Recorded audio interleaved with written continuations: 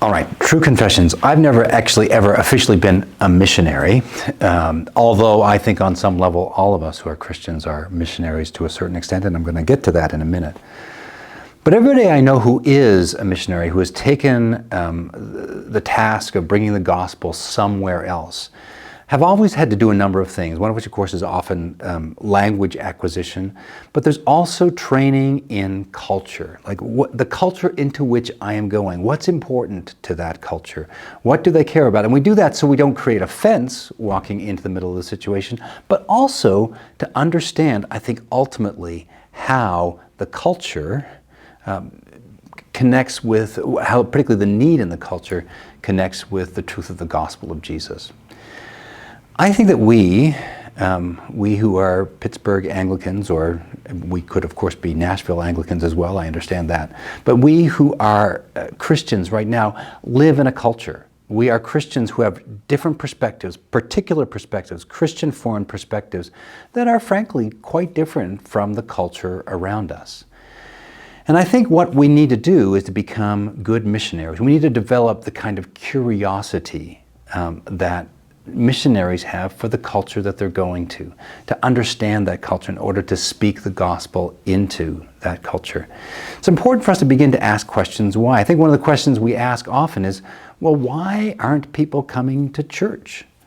What a great question. Why aren't people coming to church? And not making an assumption about that question that we understand the reason, because the cultures become faithless or godless or whatever we think. But why? Well, my neighbor next door to me, why are they not in church on Sunday? I don't know. I've never asked them. What's important to you? I think those kind of questions, understanding others who are not of our kind of mindset, really helps us to understand how the gospel intersects with that reality. I do think that the gospel, that Jesus is indeed the hope of the nations, that Jesus is the answer to everybody's deepest longings. But sometimes we don't understand what those longings are, and we don't understand how the gospel speaks into people's realities. And I think that's why we need to develop that kind of curiosity. And I want to be clear also that it's not the kind of curiosity that is critical or grumpy because, why aren't people coming to church?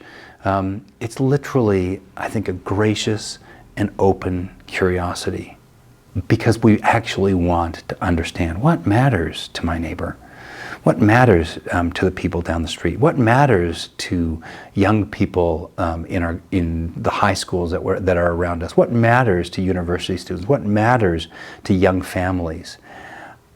We won't know unless we ask, and we won't ask unless we develop a good, and I would suggest to you, godly curiosity to understand the culture that we find ourselves in.